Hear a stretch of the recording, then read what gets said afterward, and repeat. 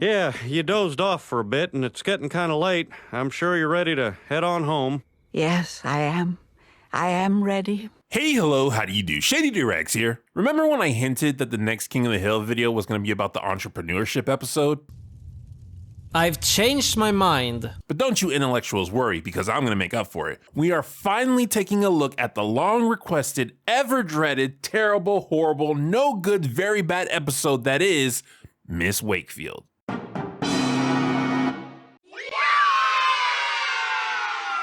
For those of you who don't know, Miss Wakefield is one of, if not the most infamous episodes of King of the Hill. I don't want to review it because it's bad and I'm going to suffer. But you guys want me to review it because it's bad and I'm going to suffer. Come on, Shady, this is a Christmas episode and yet you're reviewing it in November? First you do a Thanksgiving episode in December, then a Halloween episode in May, and now this? What is your deal? Why do you always review holiday episodes at the wrong time? Ah, yes. The answer to that question is quite complicated. For you see, the episode starts with Hank and the boys discussing their Christmas plans. Dale's trying to figure out what gift to get Nancy, while Hank is informing the others of his new rules for this year's Christmas party. Due to last year's unfortunate kissing incident, mistletoe is banned from this year's Christmas party. Peppermint schnapps makes me sloppy. I'm just gonna ignore that. The boys get a surprise visitor when a taxi pulls up behind Hank's house.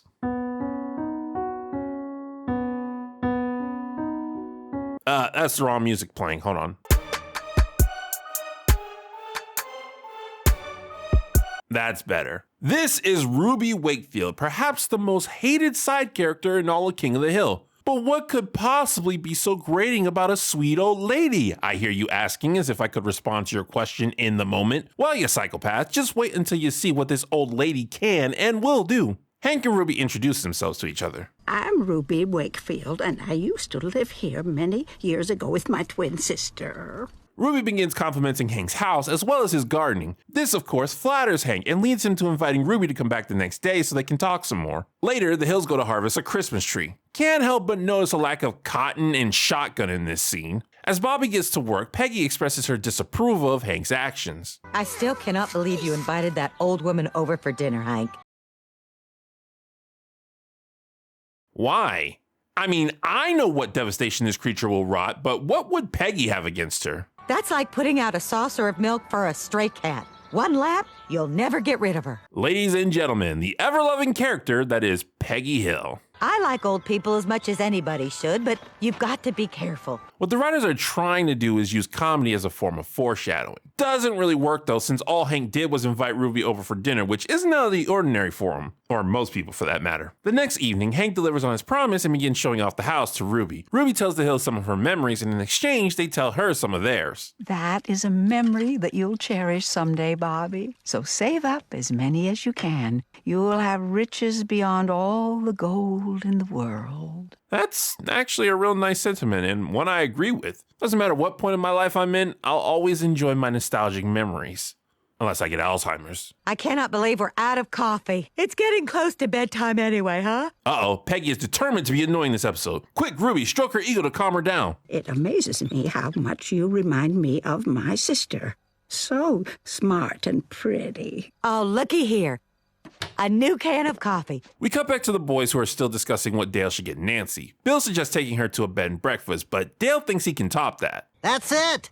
I'll turn our house into a bed and breakfast. Once I find the right hook, this is gonna be the gift that keeps on giving. Okay, but why would you give that to Nancy as a gift? Will having a bed and breakfast make her happy in some way? Like, I get that Dale has dumb ideas, that's kind of his whole character, but said ideas usually start with his flawed logic. This one just kind of comes out of nowhere. Back in the Hills house, Ruby continues on the tour. This is my room. I dressed our dog Ladybird in my underwear and pretended that we were Calvin Klein models. You know, I'm not shocked that Bobby did that, just that he admitted to doing it in front of Hank. Ruby also has a memory of Bobby's room. This is where my sister died. Good Lord. For the record, I'm not laughing at the fact that Ruby's sister died, but at the execution of shock humor. Ruby tells the story of her sister's death in unnecessary detail. Naturally, it makes all the Hills uncomfortable knowing someone died in their house. Recalling the story exhausts Ruby, and she winds up taking a nap. An hour later, Hank wakes her up so he can send her on her way. Ms. White? Hey! What's going on? Oh, I'm still here. Clever wordplay and foreshadowing of what's about to happen. Bravo, show. Ruby can see that her attempts to stealthily execute her plan aren't working, so she comes forward to the hills of what she's trying to do. The happiest times of my life were spent here in this house. There's no place else in the world that I would rather end my days. Yes, I want to die. Whoa, hold up. You need to be careful, Ruby. Some of us can get in trouble if you just spit out sentences like that. So Ruby wants to end her days inside the Hills' house, but the Hills are already uncomfortable knowing someone died in their house decades ago. There's no way they're going to agree to letting it happen today. But it's important to me to die where I was happiest. Don't you want me to be happy? Not that way. Ruby pretends that she accepts the Hills' decision, but every time they turn their back, she tries to find a place to hide. I promise not to drag this out. I bet it won't take me more than 2 days. Eventually, Hank puts his foot down and just carries the woman out. Unfortunately, Ruby causes a scene, which causes all of Hank's nosy neighbors to come take a peek. Why are you picking on that old lady, Shug? I'm not picking on her. And it starts. Hank's neighbors, despite hearing him explain himself and knowing Hank is a good man, shame him for his actions. This is the part that ticks people off. Don't worry, I'm gonna rant about it, but we gotta get a little further into the episode first. The next day, Hank tells the boys in detail what happened. When Dale hears everything, he gets the idea that Ruby should come to his house instead. That way his bed and breakfast can be haunted house themed.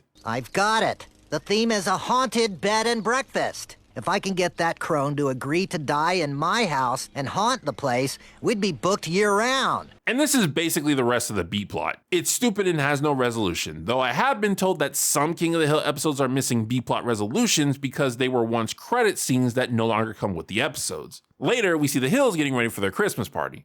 I can't believe that I'm feeling guilty about denying Ms. Wakefield's request. You can't just have your characters announce how they feel. That makes me feel angry. Ruby shows up once again, but to apologize this time. Hank almost falls for the apology, but at the last second manages to see through it. I drank a lot of iced tea earlier. Could I use your bathroom? You don't need to use the bathroom. You just want to die. Yo, Hank, not you too. Like, you can say those words, just not in that order. Later, Hank and Peggy go out Christmas shopping, leaving Bobby alone. This results in... Let me in, Bobby. Yeah, at this point, the episode goes for a sort of ironic horror vibe. Ruby plays the role of the monster that everyone is afraid of. It's supposed to be funny because she's not really scary, but given everything else that's happening in the episode, I'm just not feeling the joke. When Hank finds out what happened, he and Peggy rush home. Messing with him is one thing, but messing with his child crosses a line. I'm sorry, you've left me no choice. There's the trespasser I called about. You want us to arrest that poor old woman? Hank had to call Johnny Law on big bad old lady with Walker. If she were trying to break into your homes and die, you'd do the same thing. I tell you what. Well, maybe you could compromise with her. Compromise? How do I do that? I'm just saying. You're not saying anything. Still, What have I done wrong? absolutely nothing.